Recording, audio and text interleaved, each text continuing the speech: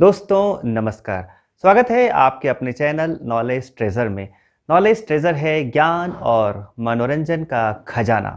मैं हूं अनिल हरजपाल और आज से नॉलेज ट्रेजर में हम एक नई सीरीज चालू करने जा रहे हैं।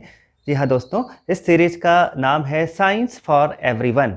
साइंस फॉर एवरीवन सीरीज में हम आपको दिखाएंगे साइंस से रिलेटेड बहुत ही मनोरंजन फैक्ट्स।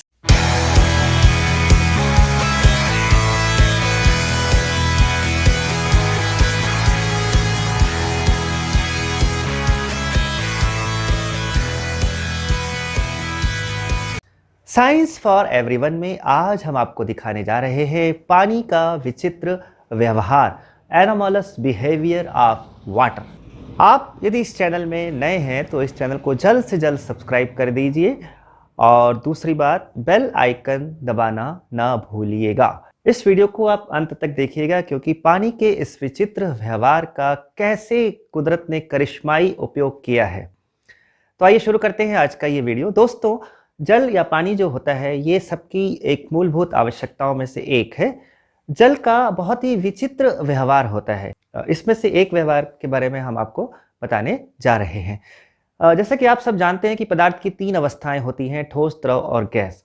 जब हम किसी भी ठोस अवस्था वाले पदार्थ को पिघलाते हैं तो वो द्रव में आता है और द्रव वाले को और ज़्यादा हम गर्म करते हैं तो वो वाष्पित हो जाता है और वाष्प अवस्था में आ जाता है।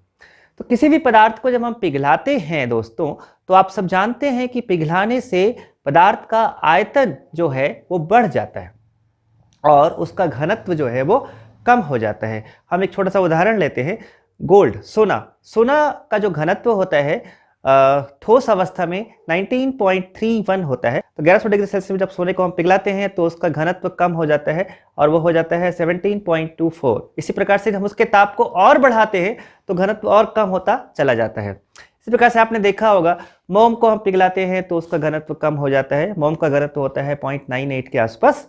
आपने देखा होगा ठंड के दिनों में नारियल तेल जो होता है वो जम जाता है और इसी प्रकार से जमा हुआ घी भी आपने देखा होगा।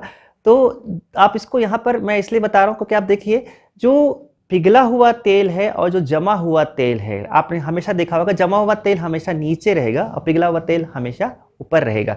लेकिन जब आप देखिए बर्फ को हम पिघलाते हैं, बर्फ को जब हम पिघलाते हैं और वो पानी बनता है तो पानी का जो आयतन होता है दोस्तों वो बर्फ से कम हो जाता है।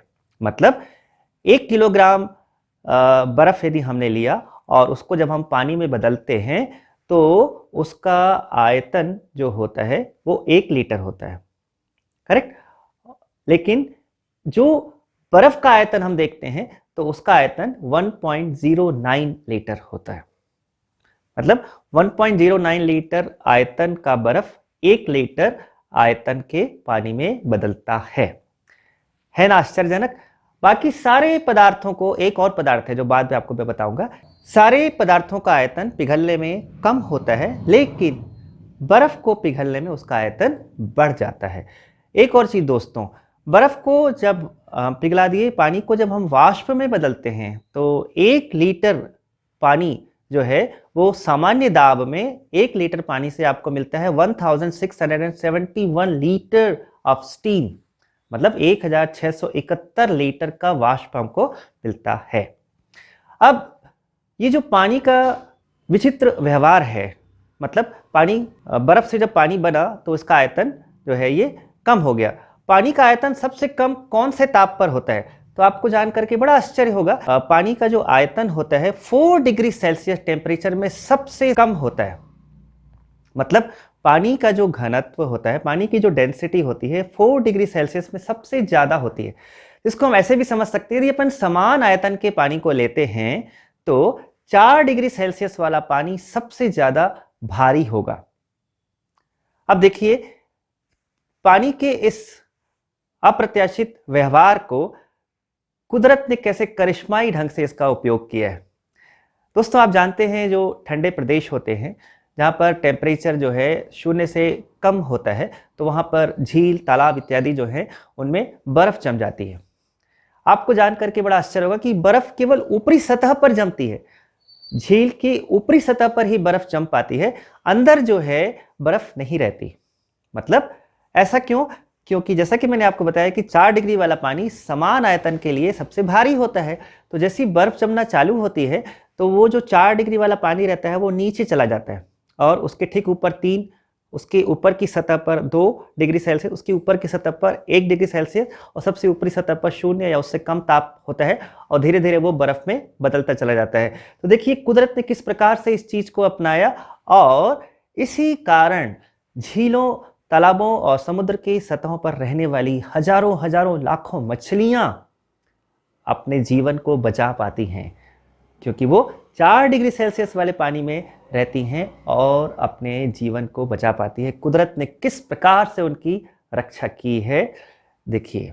दोस्तों, ये फैक्ट आपको कैसा लगा? आप यूट्यूब के कमेंट बॉक्स में ज़रूर बताइएगा। अब जाते-जाते एक सवाल, जैसा कि मैंने आपको पहले बताया कि एक और पदार्थ ऐसा है जिसको पिघलाने पर उसका आयतन कम होता है।